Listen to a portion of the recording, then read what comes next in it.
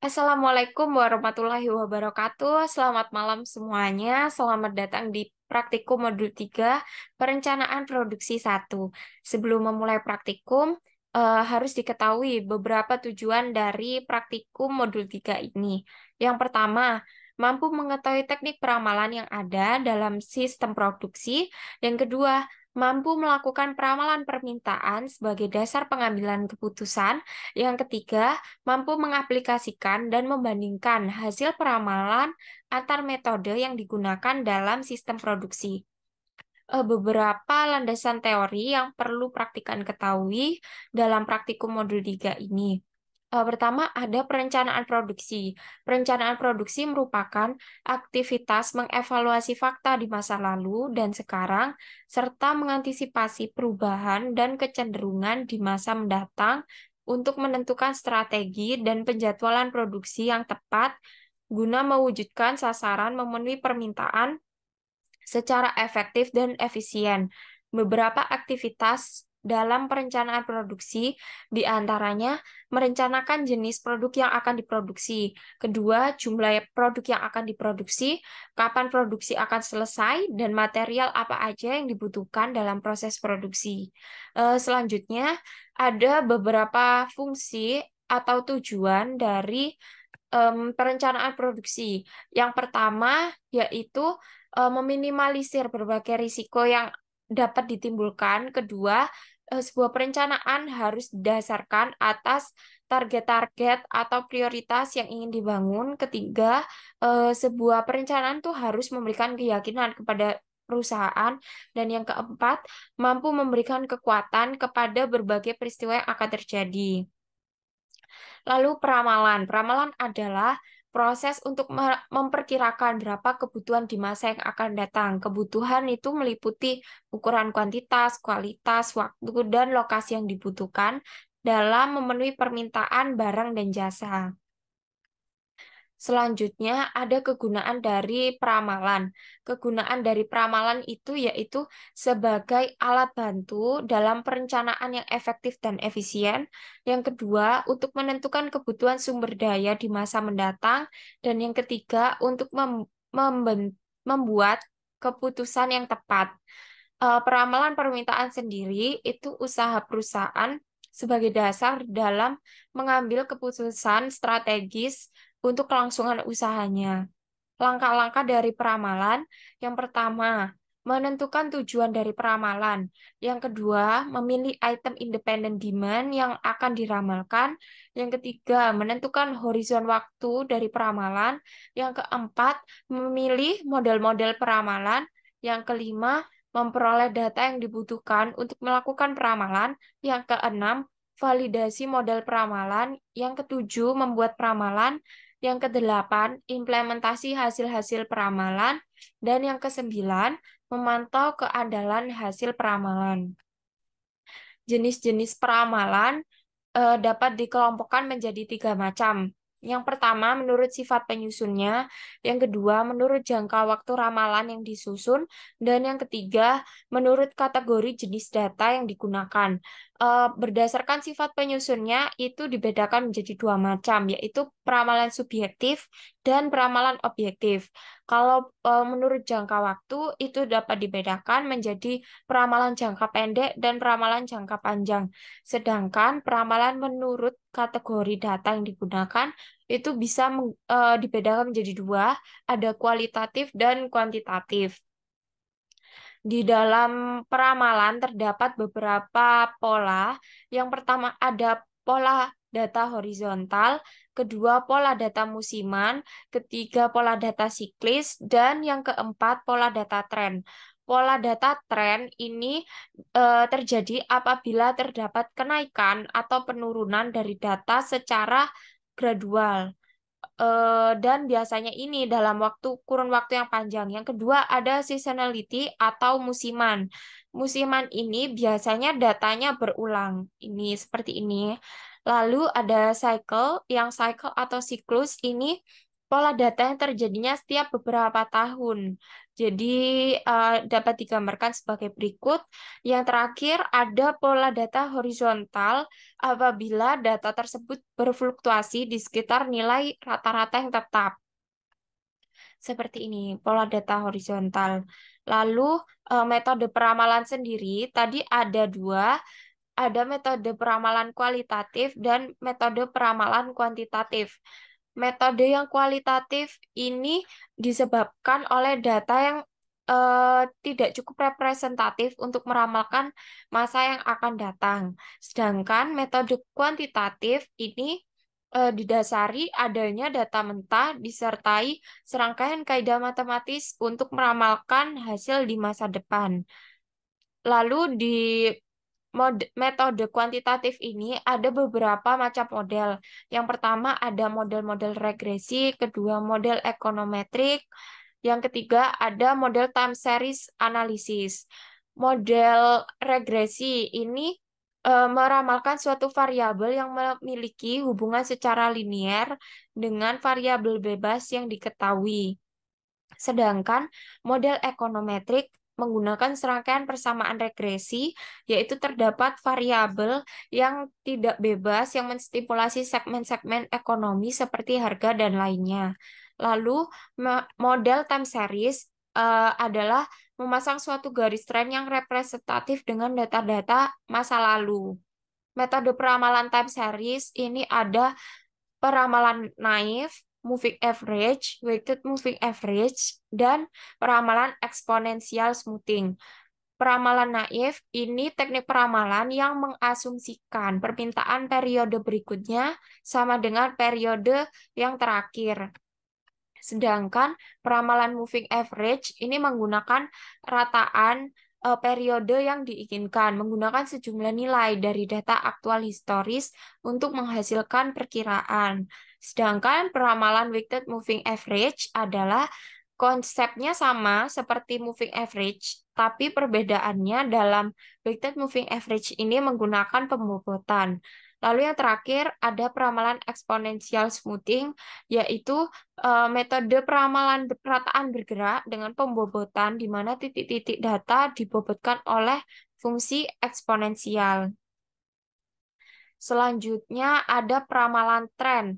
Peramalan tren ini menyesuaikan garis tren pada serangkaian data di masa lalu diproyeksikan garis pada masa datang untuk peramalan jangka menengah atau jangka panjang. Selanjutnya, setelah dilakukan peramalan, ada ukuran akurasi peramalan. Ada mean absolute deviation atau MAD, mean square error atau MSE, dan mean forecast error MFE, lalu mean absolute percentage error atau MAPE. Di praktikum ini kita menggunakan MAD, MSE, dan MAP. MAD ini rata-rata kesalahan mutlak selama periode tertentu tanpa memperhatikan apakah hasil peramalan ini lebih besar atau lebih kecil dari kenyataan. Sedangkan MSE ini rata-rata kuadrat kesalahan, jadi dia menggunakan kuadrat dari error, nilai error. Yang terakhir ada MAPE, merupakan rata-rata kesalahan mutlak selama periode tertentu yang dikalikan 100% agar mendapat hasil secara presentase. Dan data yang diperlukan dalam melakukan peramalan itu ada data penjualan dan data historis tahun-tahun sebelumnya.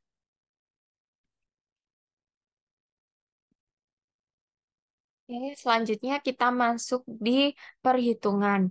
Eh, Perhitungan di modul 3 ini menggunakan Excel. Di awal-awal kita akan mengumpulkan data mentah.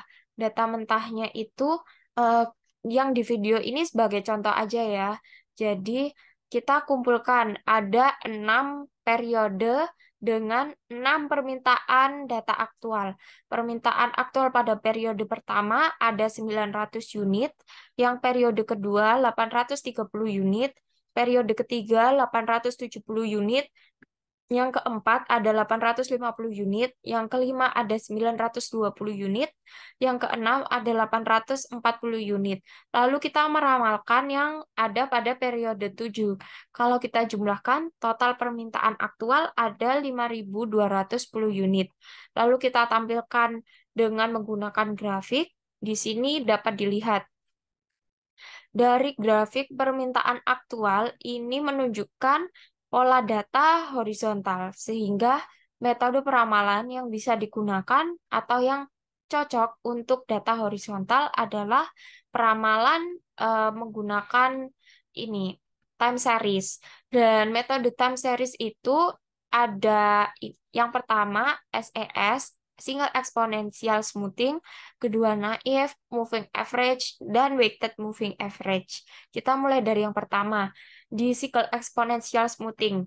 Pada perhitungan single exponential smoothing menggunakan nilai alfa. Nilai alfanya ini bisa dimulai dari 0,1 sampai 0,9. Yang di video ini sekali lagi ini cuma contoh, jadi saya ambil contoh menggunakan nilai alfa 0,8. Untuk melakukan peramalan, kita akan melakukan peramalan mulai dari periode 2. Jadi, di single exponential smoothing, di periode kedua, kita akan menuliskan permintaan seperti periode pertama. Lalu, peramalan selanjutnya, di periode ketiga, kita dapat menuliskan rumus peramalannya, yaitu round 0,8 atau nilai alfanya dikali dengan C10 atau permintaan aktual ditambah 1 minus alfa menjadi 0,2 dikali dengan ramalan berdasarkan single exponential smoothing pada bulan sebelumnya atau periode sebelumnya. Sehingga didapatkan nilai peramalan pada periode ketiga yaitu 844 unit. Begitu juga dengan periode-periode yang selanjutnya. Setelah itu, dari nilai ramalan yang telah kita hasilkan, kita melakukan uji keakuratan atau ukuran akurasi peramalan menggunakan nilai error, mutlak error, squared, persen error, dan mutlak persen error. Di sini kita mulai dari nilai error. Nilai error dapat dihitung dengan permintaan dikurangi ramalan, sehingga di sini dapat diketahui 830 dikurangi 900 menjadi minus 70. Karena nilai errornya masih minus, karena ada permintaan yang lebih kecil daripada ramalannya atau hasil ramalannya ternyata lebih besar, maka nilai errornya perlu dimutlakan. Rumus mutlak errornya absolut nilai error. Setelah itu dikuadratkan dari nilai errornya. Setelah dikuadratkan, kita mencari persen errornya dengan rumus round 100 dikali nilai error dibagi dengan nilai permintaan. Didapatkan minus 8. Karena nilai persen errornya masih ada yang minus, maka perlu dilakukan perhitungan mutlak persen error. Setelah didapatkan semua data yang kita perlukan, kita melakukan ukuran akurasi peramalan dengan MAD, MSE, dan MAP. MAD-nya ukurannya yaitu absolut dikali dengan itu absolut dari nilai error dibagi dengan periode, jumlah periodenya yang digunakan. Lalu untuk nilai MSE itu diperoleh dari jumlah absolut kuadrat dari error dibagi dengan periode yang digunakan. Setelah itu yang terakhir nilai MAPE. Nilai MAPE ini didapatkan dari mutlak persen error dibagi dengan periode yang digunakan. Selanjutnya ada naif. Metode naif ini permintaan pada periode yang diramalkan sama dengan permintaan pada periode sebelumnya. Sehingga dapat diketahui di sini ramalan pada periode 2 sama dengan permintaan pada periode 1. Ramalan pada periode 3 sama dengan permintaan pada periode 2. Dari data ini kita lakukan kembali ukuran akurasinya menggunakan error, mutlak error, squared persen error, dan mutlak persen error. Untuk nilai errornya masih sama, yaitu permintaan dikurangi peramalan, karena ada ramalan yang jumlahnya lebih besar dari permintaan, maka dilakukan perhitungan mutlak error. Setelah itu dilakukan dari nilai error dikuadratkan menjadi 4.900. Setelah itu dicari persentase errornya, yaitu round 100 dikali I atau error dibagi dengan permintaan aktual. Setelah itu, karena masih ada nilai persen error yang minus, maka dicari mutlak persen error. Sama dengan absolut dari nilai persen errornya, persentase errornya. Dari sini dilakukan uji MAD, MSE, dan MAP dari nilai-nilai yang sudah kita kumpulkan ini. Rumus MAD-nya masih sama, yaitu mutlak error dibagi dengan jumlah periode. Yang MSE, nilai kuadrat dibagi dengan jumlah periode. Sedangkan yang MAPE adalah mutlak persentase error dibagi dengan periode. Jangan lupa dari nilai permintaan dan ramalan dibuat grafik seperti ini. Oke, lanjut ke moving average atau tadi yang sama dengan weighted moving average, tapi perbedaannya di weighted moving average menggunakan pembobotan.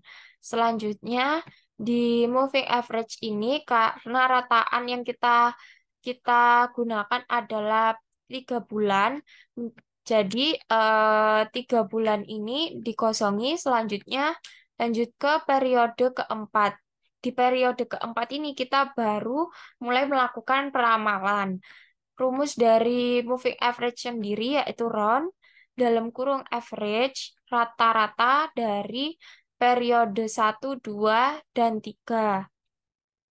Setelah itu eh, dari moving average ini dicari nilai error, mutlak error, squared, persen error, dan mutlak persen error. Rumusnya pun masih sama. Maaf, ini saya hapus dulu.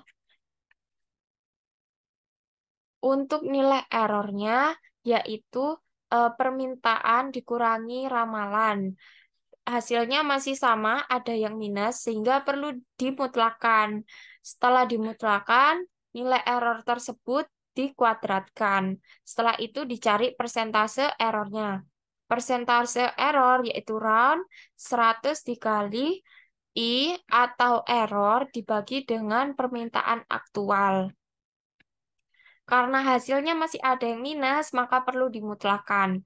Setelah itu baru dicari nilai MAD, MSE, dan MAP-nya. Untuk nilai MAD yaitu nilai error dibagi dengan periode yang digunakan, masih sama. Sedangkan nilai MSE yaitu nilai dari kuadrat error dibagi dengan periode yang digunakan. Selanjutnya MAP yaitu nilai dari mutlak persentase error dibagi dengan periode yang digunakan.